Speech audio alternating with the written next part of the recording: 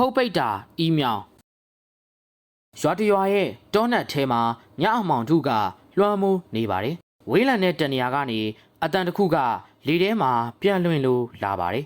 ်အဲ့ဒီအတန်ကထွက်လာစားမှာတတိရှိရင်ထွက်လာစားမှာအီးမြောင်တရေမဆိုတဲ့ကျင်းဝါအတန်မှာအဲ့ဒီကျင်းဝါတန်ဟာကလေးတိတ်တဲ့တချင်းတန်တစ်ခုလိုလဲရောထွေးနေပါတယ်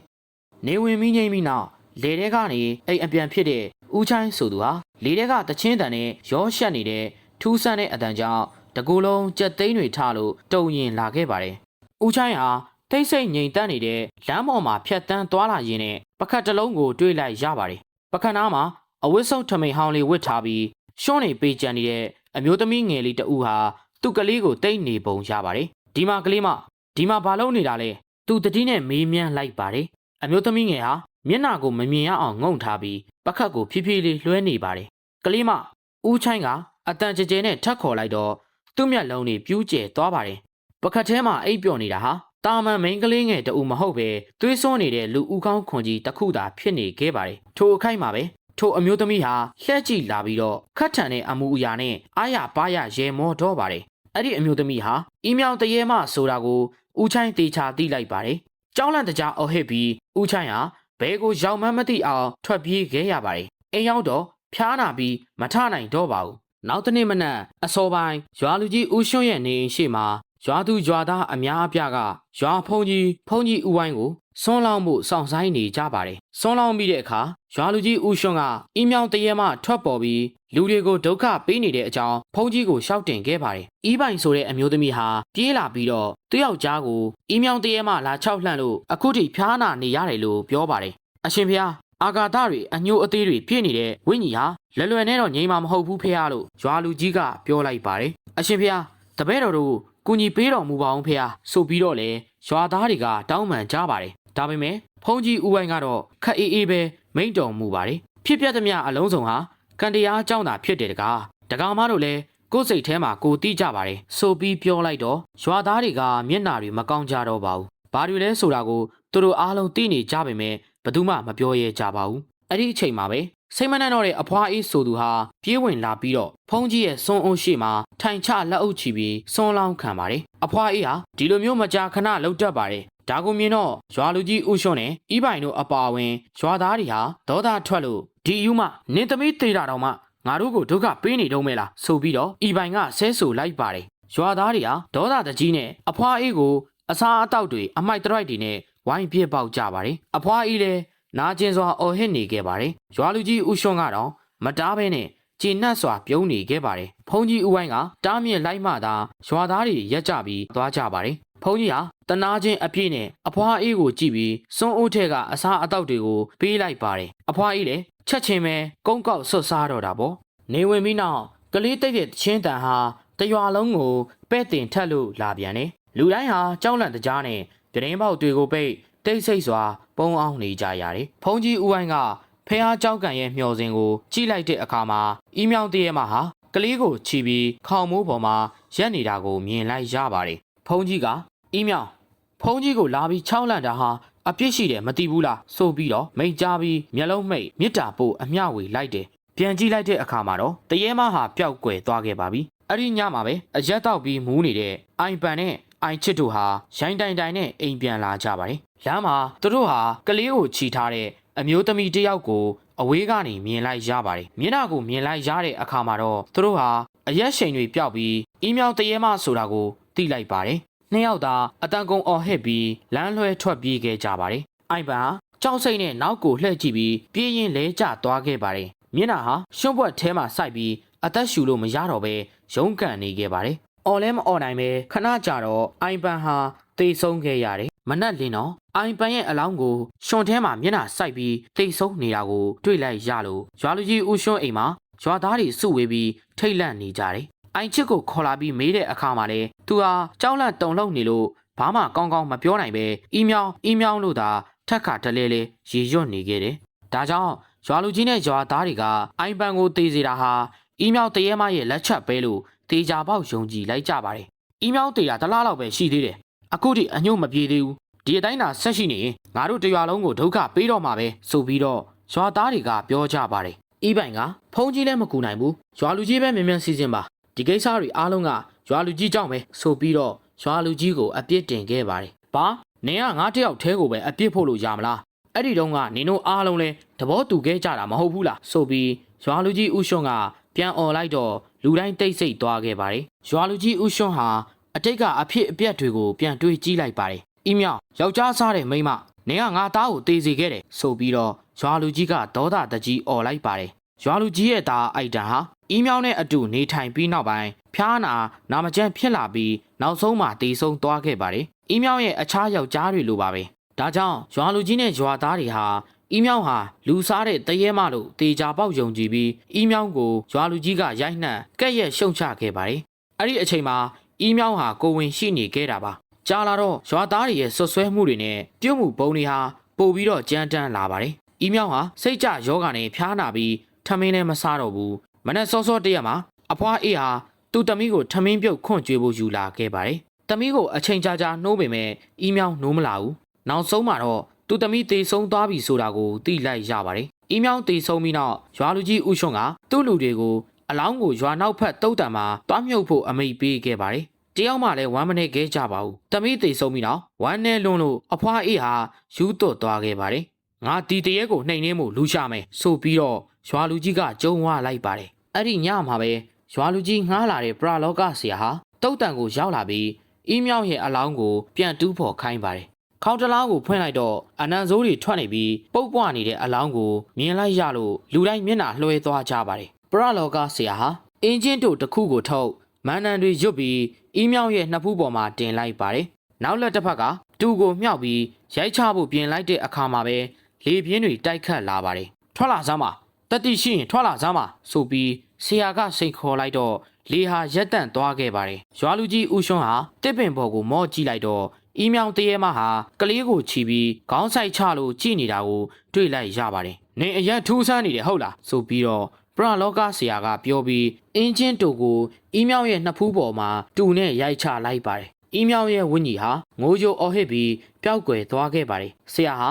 ဒုတိယတစ်ကြိမ်ရိုက်ချဖို့တူကိုမြှောက်လိုက်ပင်မဲ့ကိုခန္ဓာကိုမလှုပ်ရှားနိုင်တော့ပဲသူ့လက်ထဲကသူဟာသူ့ခေါင်းကိုရိုက်ချမိလို့သွေးတွေထွက်လာခဲ့ပါတယ်သူရုန်းကန်ပြီးမန်တန်တွေရွတ်ဆိုတော့မှလွတ်မြောက်သွားခဲ့ပါတယ်ဟေးနင်းကိုဒီတိုင်းမထားဘူးဆိုပြီးတော့ဆရာကអော်လိုက်တော့သူ့ကြောကိုတစုံတယောက်ကကန်လိုက်လို့အီးမြောင်ရဲ့ခေါင်းတလားထဲကိုလဲကျသွားပါတယ်ခေါင်းတလားအဖုံးဟာသူ့အပေါ်ကိုပိတ်သွားခဲ့ပြီးရွာသားအလုံးမြင်နေတဲ့အလယ်မှာပရလောကဆရာဟာခေါင်းတလားထဲကနေအော်ဟစ်နေခဲ့ပါတယ်အမလေးငါတို့မနေတော့ဘူးဆိုပြီးတော့ရွာသားတွေကကြောက်လန့်တကြားထွက်ပြေးခဲ့ကြပါတယ်ရွာလူကြီးဦးရွှွန်လည်းအိမ်ကိုပြေးပြီးဖျားစင်ရှေ့မှာတုံရင်စွာနဲ့ပရိတ်တီရွတ်ဆိုနေခဲ့ပါတယ်အဲ့ဒီကစပြီးရွာသားတွေကညာတိုင်းအီးမြောင်ရဲ့ကလေးသိပ်တဲ့တချင်းတန်ကိုကြားနေရသေးပါပဲအီးမြောင်တရမရဲ့ထူးဆန်းတဲ့ဖြစ်ရပ်တွေဟာတစ်လုံးစနှလုံးစပြောဆိုရာကနေပြန့်နှံ့နေသေးပါပဲအီးမြောင်ဟာရွာသားတွေဆွဆွဲတယ်လို့ပဲယောက်ျားစားတဲ့တရေမတကယ်ပဲလားဒါမှမဟုတ်သူမဟာအယူအဆမှားယွင်းမှုကြောင့်ကိုဝန်တဲ့ဘဝမှာတားကောင်ဖြစ်သွားခဲ့ရတာလားဆိုတာကိုတော့ဘယ်သူမှမသိနိုင်တော့ပါဘူးဇလန်းလေးအစမှာတော့ဖုန်ကြီးเจ้าမြင်ကွင်းလေးနဲ့ဇလန်းကိုစတင်ထားပါတယ်အသက်25နှစ်အရွယ်မှာကြီးမားတဲ့မတော်တဆမှုတစ်ခုကနေလွှမ်းမြောက်လာပြီးတဲ့နောက်ကောင်းဆိုတဲ့လူငယ်လေးတယောက်ဟာမိသားစုရဲ့တောင်းဆိုချက်အရတစ်တော်ဖုန်ကြီးเจ้าတစ်เจ้าမှာဖုန်ကြီးဝစ်ခဲ့ပါတယ်နေ့လိုက်ခင်းကပူအိုက်နေပေမဲ့အပင်ကြီးတွေနဲ့ပြည့်နေတဲ့ကျောင်းဝန်းထဲမှာလေတိုက်နေတာကြောင့်အရေးရပြီးအေးချမ်းသာယာလှပါတယ်တတိချာချာကြည့်လိုက်ရင်တောကျက်အကောင်ရင်10ကောင်လောက်ဟာတကိုင်းတွေပေါ်မှာတန်းစီနားနေတာကိုမြင်ရပါလိမ့်မယ်ကိုရင်ပေါနဲ့အတူကောင်းဟာသူနေရမယ့်ကတ်ထီစီကိုရှောက်လာခဲ့ပါတယ်အဲ့ဒီနေရာမှာကတ်ထီ3လုံးရှိပါတယ်ပထမဆုံးကတ်ထီကဟောင်းနာနေပြီးအချိန်တော်ကြာအသုံးမပြုတာကတိတာပါတယ်ကောင်းဟာဒုတိယကတ်ထီမှာနေရပါတယ်တတိယကတ်ထီကိုကြည့်လိုက်တော့ဖုန်ကြီးတစ်ပတ်ဟာတရက်တွေကိုလှဲနေတာတွေ့ရပါတယ်ကိုရင်ပွန်းကဖုန်ကြီးကောင်းကိုသတိပေးလိုက်ပါတယ်ဒီကတ်ထီမှာမီးမရှိတော့ညဘက်ဆိုအနှဲငယ်ခက်ခဲလိုက်မယ်နေဝင်သွားရင်တော့အပြင်မထွက်တာအကောင်းဆုံးပဲအစိတ်ရှိတဲ့တတ်တော်တွေပေါ်တယ်လို့တင်းငိမ့်တဲ့လေတန်းနဲ့ပြောလိုက်ပါတယ်အဲ့ဒီအချိန်မှာပဲထပိန်ဝစ်စင်ထားတဲ့လှပတဲ့မိန်းကလေးငယ်တယောက်ဟာချင်းနှောင်းကိုကင်ပြီးရှောက်လာခဲ့ပါတယ်ကိုရင်ပွန်းကိုမြင်တော့သူမဟာရှက်ရွံ့စွာနဲ့မျက်နှာကိုငှောက်ပြီးရှောက်သွားခဲ့ပါတယ်ကတ်ထီတဲကိုဝင်လာတဲ့အခါညာဘက်ချမ်းမှာကြီးမားတဲ့တစ်သားကရင်တစ်လုံးရှိပြီးမွေးရကောင်းနဲ့ဆောင်းအဟောင်းတွေရှိပါတယ်ကျန်တာတွေကတော့ဖျောင်းနိုင်စီမီခွန်နဲ့မီးချစ်ပဲရှိတာပါဖုန်ကြီးကောင်ဟာဒီဖုန်ကြီးเจ้าမှာ15ရက်ဝါဆိုရမှာဖြစ်ပါတယ်ည နေပိုင်းမှာဖျားရှိခိုးပြီးတဲ့နောက်ကောင်းဟာကတိစီကိုပြန်လျှောက်လာခဲ့ပါတယ်။တေတော်ကြောင့်ဖြစ်တဲ့အပြင်နေဝင်ချိန်ဖြစ်တာကြောင့်ပတ်ဝန်းကျင်ဟာထူဆန်းပြီးထိတ်လန့်စရာကောင်းနေပါတယ်။ပထမကတိကိုဖြတ်သွားတဲ့အချိန်တောင်းဆိုတဲ့အတန်ကိုကြားလိုက်ရတာကြောင့်ဆက်ဆူစိမ့်နဲ့ကတိနာကိုတိုးသွားခဲ့ပါတယ်။တောက်ခတ်ထားတဲ့တန်ကြိုးကြီးကိုတွေးလိုက်ရပြီးဖုန်ကြီးကောင်းဟာဖြည်းဖြည်းချင်းတက်သွားကပွင့်နေတဲ့တကားရွက်ကြားကနေချောင်းကြည့်လိုက်ပါတယ်။သူ့ကိုပြန်ကြည့်နေတဲ့မျက်လုံးတစ်စုံကိုမြင်လိုက်ရတာကြောင့်အလံတကြားနဲ့လှေကားပေါ်ကနေအနောက်ကိုလှည့်မကြည့်ပဲပြေးဆင်းလာခဲ့ပါတယ်။ဖုန်ကြီးဘာဖြစ်တာလဲမျက်နှာပြတ်နေတာပဲလို့သူဝင်တိုက်မိတဲ့ဖုန်ကြီးယူကသူ့ကိုမေးလိုက်ပါတယ်။ဖုန်ကြီးကျွန်တော်မြင်လိုက်ရတယ်လို့ကောင်းကပြောလိုက်ပါတယ်။အရင်ဆုံးကတ်ထီကိုပြန်ရောက်မှပြောတော့ကတ်ထီကိုရောက်တဲ့အခါကောင်းဟာသူမြင်ခဲ့တာကိုချက်ချင်းပြောပြခဲ့ပါတယ်။သူဝင်တိုက်မိတဲ့ဖုန်ကြီးယူကအဲ့ဒီကတ်ထီမှာဘယ်သူမှမရှိကြောင်းနဲ့ပိတ်ထားတာကြာပြီဖြစ်ကြောင်းပြောပြပါတယ်။ကျမ်းပြင်ကိုဖော်စားထားတာကြောင့်ဖုန်ကြီးเจ้าဆရာတော်ကအသစ်ပြန်စောက်ရှင်ပေမဲ့ပစ္စည်းမပြေဆုံးသေးဘူးလို့လည်းပြောပြပါတယ်။ဒီလိုစကားတွေကိုကြားရတဲ့အခါဖုန်ကြီးကောင်းဟာပိုပြီးထိတ်လန့်လာခဲ့ပါတယ်။ဖုန်ကြီးကိုတရေချောက်တာဖြစ်နိုင်တယ်။ဒီဖုန်ကြီးเจ้าကတရေဒုက္ခပေးတယ်လို့ဖုန်ကြီးယူကပြောပြလိုက်ပါတယ်။အဲ့လိုမပြောပါနဲ့လို့ဖုန်ကြီးကပြန်ပြောတဲ့အခါဖုန်ကြီးယူကကျဉ်းနှက်စွာရီမောပြီးသူ့ကတိကိုပြန်သွားခဲ့ကဖုန်ကြီးကောင်းကိုကြောင်ယုံမှုတွေနဲ့ထားခဲ့ပါတယ်။ညတကောင်ရံမှာဖုန်ကြီးကောင်းဟာဖျောင်းနိုင်စီမီကိုထုံးပြီးအိပ်ဖို့ကြိုးစားနေပါတယ်။အမိုးဘော်ကိုတက်လာတဲ့တောချက်တွေရဲ့တောင်ပန်ခတ်တန်ကိုနားထောင်နေစင်မှာပဲတောင်းဆိုတဲ့အတန်ကိုကြားလိုက်ရပြီးလန်နိုးသွားခဲ့ပါတယ်။အဲ့ဒီအတန်ဟာပထမကတ်ထီကနေလာတာသိချပါတယ်။သူเจ้าနေပေမဲ့ဘာကြောင့်မှမသိစီမီခွက်ကိုဆွဲယူပြီးတကားကိုဖွင့်ကအပြင်ကိုထွက်ပြီးထိုးကြည့်လိုက်ပါတယ်။အပြင်မှာအမောင်ထူကြီးကလွှမ်းမိုးနေပါတယ်။ဘာမှမတွေ့တော့ကတ်ထီတဲကိုပြန်ဝင်လာခဲ့ပါတယ်။အဲ့တော့မယ်အလုံးမှာညီးတန်တစ်ခုကိုကြားလိုက်ရတာကြောင့်ဖုန်ကြီးကောင်းဟာနှောင်းခုန်မြန်လာခဲ့ပါတယ်။ဒီလိုပြောပြီးတဲ့နောက်ဖုန်ကြီးကောင်းဟာဇီးလစ်သွားခဲ့ပါတယ်။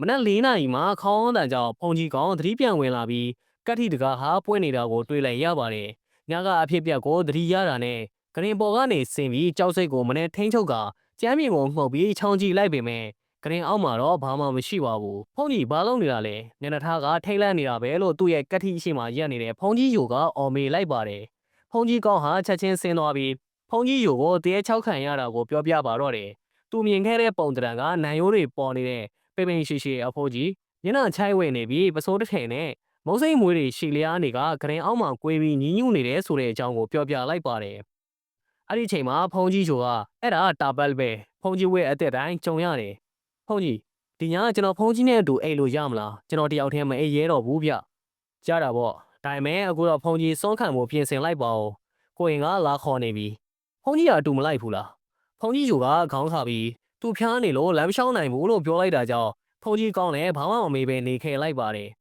နေ့လိုက်ခင်မှာဖုန်ကြီးကောင်းဟာကိုရင်ပုံးကိုကြောင်းဝန်းထဲကတရွတ်တွေလှဲဖို့ကိုကြီးရင်သူတရေချောက်ခံရတဲ့အကြောင်းကိုပြောပြပါတယ်။ကိုရင်ပုံးဟာအံ့ဩတဲ့မျက်နှာနဲ့ကြည့်နေပါတယ်။ဖုန်ကြီးပြောတဲ့တရေကဟိုမှာမဟုတ်ဘူးလား။ကိုရင်ပုံးလက်ညှိုးထိုးပြတဲ့နေရာကိုကြည့်လိုက်တော့တာပါဆိုတဲ့အဖိုးကြီးဟာလက်ပိုက်ထိုင်နေပြီးကိုရင်နဲ့ပုံမှန်တိုင်းစကားပြောနေတာကိုတွေ့လိုက်ရပါတယ်။နေကင်းကြောင်တော်ကြီးတရေတွေ့ရတာကြောင့်ဖုန်ကြီးကောင်းဟာထိန်လန့်သွားပါတယ်။တာပါကယူနေပေမဲ့မတည်သေးပါဘူးလို့ကိုရင်ပုံးကဆက်ပြောပါတယ်။ဟိုကတိဟောင်းထဲမှာသူခဏခဏခိုးဝင်အိတ်နေလို့တောခတ်ထားရတာဖြစ်ပြီးဒီတစ်ခါလဲကတိနောက်ဘက်ကနေဖောက်ဝင်လာတာဖြစ်နိုင်တယ်လို့ပြောပါတယ်။ဖုန်ကြီးကောင်းဟာဘယ်ဟာကအမှန်ဘယ်ဟာကအမှားမှန်မသိရှုပ်ထွေးနေပါပြီ။တေချာအောင်သူကတာပတ်စီကိုရှောက်သွားခဲ့ပြီးတာပတ်ဟာဖုန်ကြီးကောင်းကိုမြင်တာနဲ့လက်ကောက်ဝစ်ကိုတင်းတင်းဆွဲကင်လိုက်ပါတယ်။ဖုန်ကြီးကောင်းဟာလက်ကိုအတင်းရုံးထွက်ပြီးသူကတိစီကိုအမြန်ပြန်သွားခဲ့ပါတယ်။မောင်သားပြူလာတဲ့အခါမှာဖုန်ကြီးကောင်းဟာပြန်စဉ်းစားလိုက်ပြီးသူ့ကိုသူအထင်လွဲတာဖြစ်နိုင်တယ်လို့ကောက်ချက်ချလိုက်ပါတယ်။ဖုန်ကြီးယူကလည်းတာပတ်ဟာတရေလို့မပြောခဲ့ပါဘူးဒီတစ်ခါတော့ဖုန်ကြီးယူက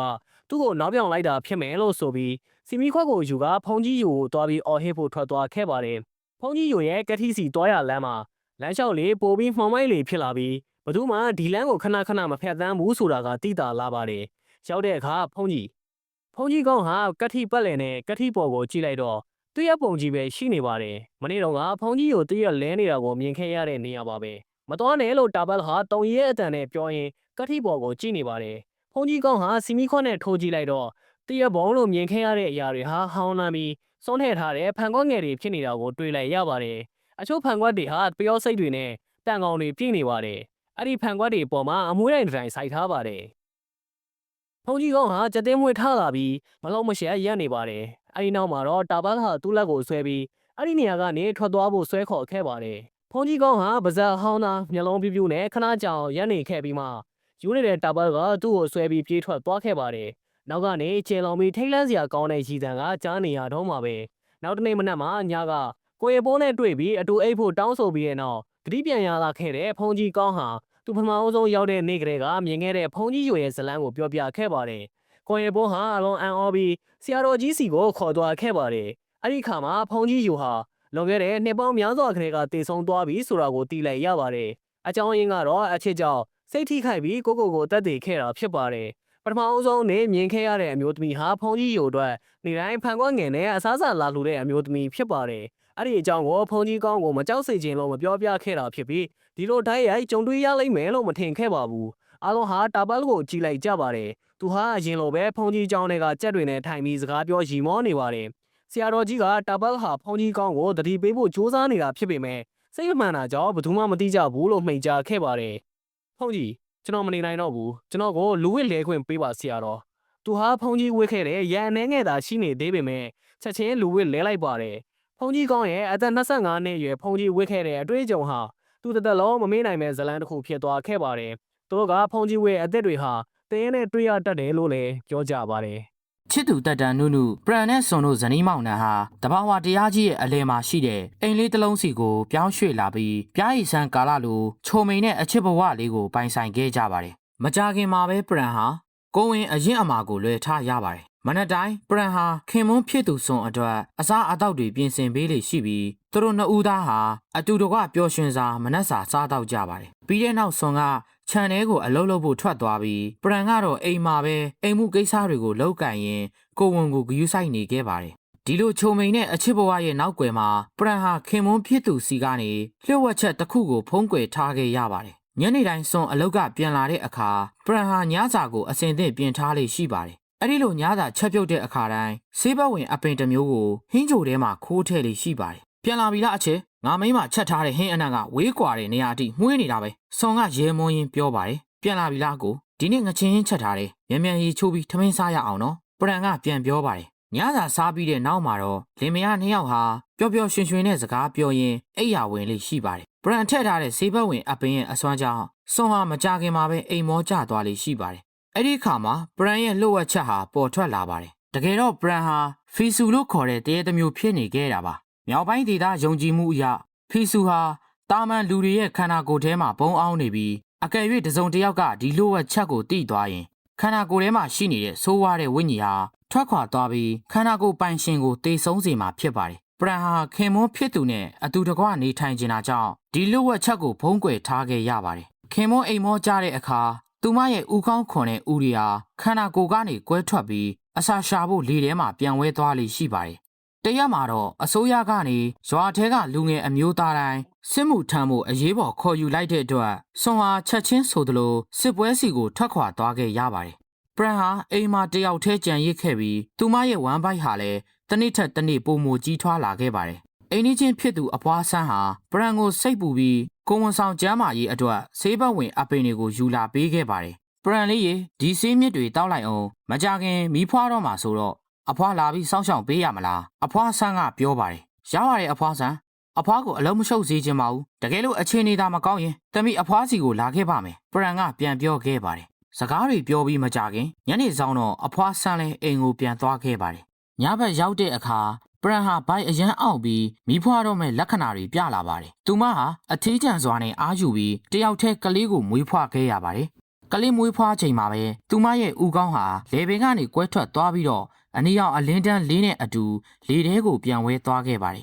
နောက်တနေ့မနက်မှာပရန်ကိုလာကြည့်တဲ့အဖွားဆန်းကပရန်ကလေးကိုအောင်အောင်မြင်မြင်နဲ့မွေးဖွားပြီးကလေးငယ်ဟာလည်းကျမ်းမာတန်ဆွမ်းနေတာကိုတွေ့တော့အရန်ကိုဝမ်းသာသွားခဲ့ပါတယ်အဖွားဆန်းဟာကလေးကိုအဖိုးအဖွားရဲ့ယေဒနာတပါးလိုမျက်နှာပြီးချစ်ခင်နေခဲ့ပါတယ်ပရန်ကလည်းခင်မွန်းဖြစ်သူဆွန်စီကိုကလေးမွေးပြီးဖြစ်ကြောင်းစာရေးပြီးပို့ခဲ့ပါတယ်ကလေးမွေးပြီးတဲ့နောက်မှာပရန်ရဲ့ဘဝဟာပြောင်းလဲသွားခဲ့ပါတယ်ညဘက်ဖီစုအဖြစ်နဲ့အစာရှာထွက်ရပေမဲ့ကလေးငယ်ကိုတယောက်တည်းထားခဲ့ရမှာစိုးရိမ်တဲ့မိခင်မြတ်တာကြောင့်တိတ်ဝေးတဲ့နေရာအထိမသွားနိုင်တော့ပဲအနီးအနားမှာပဲအစာရှာရလိမ့်ရှိပါတယ်။နေ့ဘက်မှာတော့တာမန်လူတယောက်လိုတားလေးကိုဂယုစိုက်ဆောက်ရှောက်ခဲ့ပါတယ်။တခါတလေအဖွားဆန်းကလည်းလာရောက်ကူညီပြီးကလေးကိုကြည့်ရှုပေးလိမ့်ရှိပါတယ်။ပရန်ဟာတယောက်တည်းတားလေးကိုပြုစုဆောက်ရှောက်နေရပေမဲ့တားလေးရဲ့မျက်နှာကိုကြည့်လိုက်တိုင်းပျော်ရွှင်နေခဲ့ပါတယ် ခင်မွန်းဖြစ်သူပြန်လာပြီးမိသားစုပြန်လဲစုံစည်းမဲ့နေ့ကိုနေ့ရက်တိုင်းမျှော်လင့်နေခဲ့ပါတယ်။ဒါပေမဲ့လာပေါင်းများစွာကြာလာတဲ့တိုင်အောင်စွန်စီကစာအဖြေဟာရောက်မလာခဲ့ပါဘူး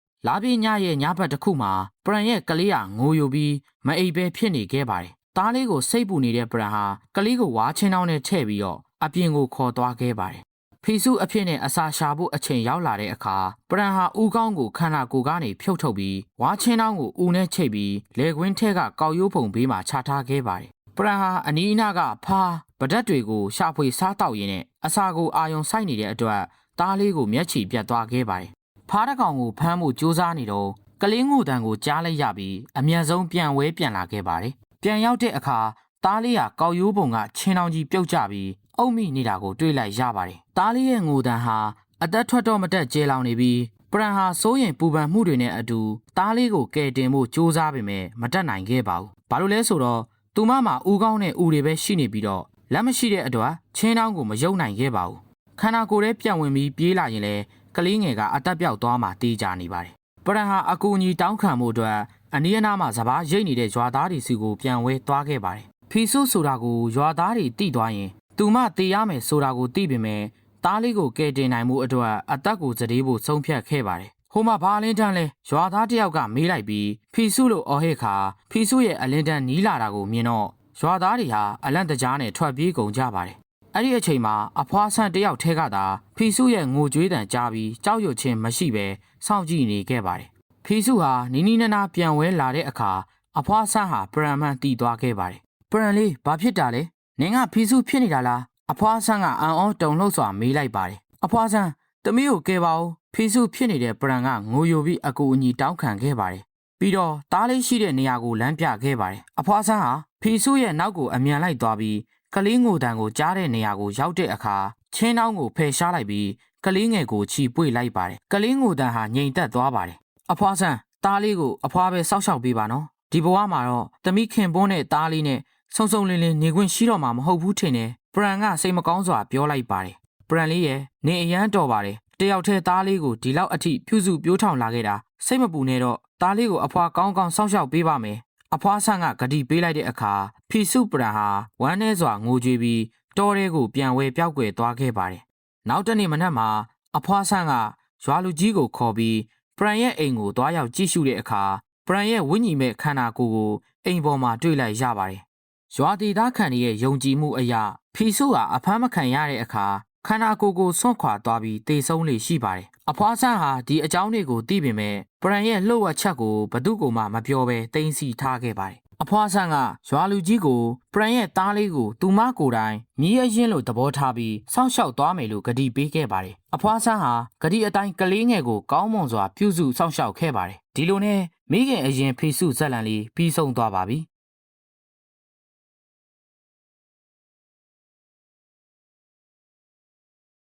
နေမှာပြောလိုက်တာလဲဆိုတဲ့ဒေါ်လာကြီးအော်ဟစ်တန်နဲ့အတူဇလန်းလေးကစတင်ခဲ့ပါတယ်ဒီဇလန်းကတော့ညီမနှစ်ယောက်ဖြစ်တဲ့ Frank နဲ့ Fly တို့အကြောင်းမှာသူတို့နှစ်ယောက်ကိုအဖွားရိုင်လန်းကတဦးတည်းပြူစုဆောက်ရှောက်ခဲ့ပါတယ်အမကြီးဖြစ်တဲ့ Frank ကစိတ်ကြီးဝင်သူနှုတ်ချမ်းရှာချမ်းမောင်းမာသူတယောက်ပါသူကအေးအေးဆေးဆေးနေရတာကိုပဲနှစ်သက်ပြီးတနေ့ကောင်အလားပါပြင်တာထိုင်နေတာအိတ်နေတာနဲ့အိမ်ကိုလည်းဘာအကူကြီးမှမပေးခဲ့ပါဘူးညီမငယ် Fly နဲ့လုံးဝကိုကွာခြားပါတယ် Fly ကရင်ချင်းသိမ်မွေ့ပြီးအလောက်ကြိုးစားတဲ့သူပါသူကအဖွားကိုအမြဲတမ်းကူညီပြီးမုတ်တွေကိုဈေးထဲအထိလိုက်ရောင်းပေးပါတယ်ဘယ်တော့မှလည်းမငြင်းညူခဲ့ပါဘူးဒီနေ့မှာတော့ Frank ကအမေပတ်စံနေပေးပါအောင်လက်သေးသွားလို့မလို့တောင်းလိုက်ပါတယ်အဖွားရိုင်လန်းကဒေါသတကြီးနဲ့ပေါ်လာတာနဲ့ပတ်စံပဲတောင်းတယ်နော် Efran ဒါမှမဟုတ်နင်းရဲ့ချစ်သားလေးစီကပဲယူခိုင်းရမလားလို့စကားနာထိုးလိုက်ပါတယ် Frank ကညီမလေး Fly ကိုမျက်လုံးပြူပြီးကြီးလိုက်တာကြောင့် Fly ကချက်ချင်းမျက်လွှာချလိုက်ရပါတယ်အဖွားရိုင်လန်းက Frank ကိုအော်လိုက်တာကတော့နင်ညီမကိုဘာမှမစနဲ့နင်လောအပြင်းထူပြီးနောက်ကျောရှည်တဲ့သူမျိုးကိုငါပတ်စံမပေးနိုင်ဘူးအဖွားရဲ့စကားကြောင့် Frank ကဒေါသထွက်ပြီးခြေဆောင်ကဟိုဘက်ဒီဘက်ရှောက်သွားလိုက်ပါတယ် Frank ကဒေါသထွက်သွားတာကိုမြင်တော့ Fly ကဈေးထဲကကုန်တဲ့စီကိုအော်ဒါရထားတဲ့မုတ်တွေတွားပို့ဖို့အတွက်ခွင်တောင်းပြီးအိမ်ထဲကနေထွက်လာခဲ့ပါတယ်ဈေးကိုလမ်းလျှောက်လာနေတော့မှပဲ Frank က Fly ကိုပိတ်ရပြီးပတ်စံတောင်းပြန်ပါတယ် Fly ပတ်စံထုတ်ပြီးနင်ပတ်စံရှိတယ်ဆိုတာငါသိတယ်မရှိပါဘူးအမရဲ့တကယ်မရှိပါဘူးလို့ Fly ကညင်းပေမဲ့ Frank ကညာမနေနဲ့လို့ပြောပြီးညီမလေး Fly ရဲ့ခန္ဓာကိုယ်ကိုရှာဖွေပါတော့တယ်အမဖြစ်သူရဲ့အနိုင်ကျင့်ငွေညှစ်တာကို Fly ကအမြဲတမ်းလို့ခံနေရတာပါ ခဏကြာတော့ Frank က Fly ရဲ့ခါမှာထိုးထားတဲ့ပတ်စံတွေကိုဆွဲထုတ်လိုက်ပါတယ်အဲ့ဒါမုံရောင်းလို့ရတဲ့ပတ်စံတွေပါမြူပါနဲ့အမရဲ့အမေသိရင်အမ Frank ကိုစိုးလိုက်မယ်နော်လို့ Fly ကပြောပေမဲ့ Frank ကနင်မဲအမေကိုလိန်လိုက်ပါအမေနင်းကိုဆိုဘာမှပြောမှမဟုတ်ဘူးလို့ခနဲ့တဲ့ပြောပြီးညီမလေးကိုပခုံးနဲ့တိုက်ကထွက်သွားခဲ့ပါတယ်ညနေဆောင်တော့ Frank ကဈေးပိုင်ရှင်ရဲ့သားဖြစ်သူ Nap ကိုစောက်ဖို့လာခဲ့ပါတယ် Nap ကသူမရဲ့စိတ်ထဲမှာလှုပ်ဝက်ချစ်နေရတဲ့သူပါအဝေးကနေ Nap လမ်းလျှောက်လာတာကိုမြင်တော့ Frank ကပြောင်းလိုက်ပေမဲ့ Nap နဲ့အတူသူညီမလေး Fly ကရီမောပြော့ရှင်စွာစကားပြောပြီးလမ်းလျှောက်လာနေတာကိုမြင်လိုက်ရတော့မျက်နှာထားကချက်ချင်းပြတ်သွားခဲ့ပါတယ်ပြီးတော့ Frank ကဒေါသတကြီးနဲ့လက်သီးကိုကျင့်နေအောင်စုပ်ထားလိုက်ပါတယ်အဲ့ဒီအချိန်မှာပဲသူ့ရဲ့ညီမကို Fly လို့လှမ်းអော်ပြီးညီမရဲ့သပင်ကိုအားကုန်ဆွဲဆောင်လိုက်တာကြောင့် Fly ကနာကျင်စွာအော်ဟစ်လိုက်ရပါတယ်နင်ငါရဲ့ချစ်သူကိုလာလို့ချင်တာလားလို့ Frank ကဒေါသကြီးနဲ့မေးလိုက်ပါတယ်မဟုတ်ပါဘူးအမရဲ့မဟုတ်ပါဘူးလို့ Fly ကညင်းလိုက်တော့ရိုင်လန်းကသမီးလေးကိုအကူအညီပေးဖို့ပြေးဝင်လာခဲ့ပါတယ် Frank ကအမေရောညီမကိုပါတွန်းလှန်လိုက်တာကြောင့်နှစ်ယောက်စလုံးလဲကျသွားခဲ့ပါတယ် Frank နင်ငါနဲ့ညီမကိုအဲ့လောက်တောင်ရိုင်းဆိုင်ရဲတယ်ဗောလို့အဖွားကဒေါသတကြီးနဲ့អော်လိုက်တော့အမေကဘာလို့သူ့ဘက်ကနေပဲအမြဲဝင်ပါနေတာလဲတမီးသူ့ကိုချင်းနေတာကြာပြီဆိုတာအမေသိရသားနဲ့လို့ Frank ကပြန်អော်ပြောလိုက်ပါတယ်နင်ကညီမကိုဘယ်လုံးမှမရှင်နိုင်ဘူးနင်လိုမိမမျိုးကိုလက်ထပ်လိုက်ရင်အိမ်ရှိမှာအိမ်သားကြီးစောက်ထားသလိုဖြစ်နေလိမ့်မယ်ဘယ်ကောင်းတဲ့ယောက်ျားကနင်ကိုလိုချင်မှလဲလို့အမေက Frank ရဲ့အားနည်းချက်ကိုထိုးနှက်လိုက်တော့ Frank ကမျက်ရည်စီးကြလာပါတယ်အမေကသူ့ကိုပဲချစ်တာတမီးကိုဘယ်တော့မှမချစ်ခဲ့ဘူးလို့ Frank ကရှိုက်ကြီးတငင်နဲ့អော်ဟစ်လိုက်တော့နင်းလောက်ရတွေကိုနင်ပြန်ကြည့်လိုက်စမ်းနင်းကိုနင်ပဲအပြစ်တင်ပါ Efran နင်သာမရှိရင်လူတိုင်းငါ့ကိုပဲချစ်နေမှာလို့အဖွားရိုင်လန်းကပြောလိုက်ပါတယ် Frank ကဒေါသကြောင့်တကုံလုံးတုန်ခါနေပြီးညီမလေး Fly ကိုအမုန်းကြီးမောင်းသောမျက်လုံးများနဲ့စိုက်ကြည့်ကအိမ်ထဲကနေထွက်ပြေးသွားခဲ့ပါတယ် Frank ရဲ့ဘဝတစ်လျှောက်လုံးညီမလေးနဲ့အမြဲနှိုင်းယှဉ်ခံခဲ့ရပါတယ်သူမဘာပဲလို့အမေရဲ့စိတ်တိုင်းကြဖြစ်မလာခဲ့ပါဘူးအမြဲစူပူကျိန်းမောင်းခံနေရပါတယ်ညီမလေး Fly ကတော့ဘာပဲလို့အမြဲကောင်းနေခဲ့ပြီးတခါမှစူပူမခံခဲ့ရပါဘူးဒါကြောင့် Frank ရဲ့ရင်ထဲမှာမနာလိုမှုတွေနာကြီးမှုတွေနဲ့ပေါက်ကွဲလူနေပါဖြစ်နေခဲ့ပါတယ်ညီမလေး Fly ကသူ့စီကအချစ်တွေနဲ့အရာရာကိုလူယူဖို့မွေးဖွားလာတယ်လို့သူအမြဲတမ်းတွေးတောနေခဲ့ပါတယ်ခဏအတာမှာပဲ Frank ကလမ်းမီကအမိုက်ပုံဘေးမှာကြွက်တီတကောင်ကိုတွေ့လိုက်ရပါတယ်ကြွက်တီရဲ့ဘေးမှာအပြာရောင်အမှုန့်လေးတွေကိုမြင်တော့ဒါဟာဇီတွေကလူတွေကြွက်တက်ဖို့တုံးတဲ့ကြွက်တက်စီဖြစ်မှန်းသူချက်ချင်းသိလိုက်ပါတယ်အဲ့ဒီချိန်မှာအိမ်ကိုရောက်လာပြီးအမ Frank နေမုတ်သွားမရောက်ဘူးလားလို့ Frank ကမေးလိုက်တော့မသွားဘူးအမနေ့ကအမေလဲကြထားလို့အခုထိမထားနိုင်သေးဘူးလို့ Fly ကညင်ညင်တတပြန်ဖြေလိုက်ပါတယ်ညတော့က Frank တွန်းချလိုက်တာကြောင့်အဖွားရိုင်လန်းရဲ့ခါကလှုပ်လို့မရအောင်နာနေခဲ့ပါတယ်အမဖိုက်စာလား Fly ဆံမြုပ်ပြုတ်ထားတယ်ခဏနေရင်ခူးပေးမယ်နော်လို့ Fly ကပြောလိုက်တော့ Frank ကခေါင်းညှိပြလိုက်ပါတယ်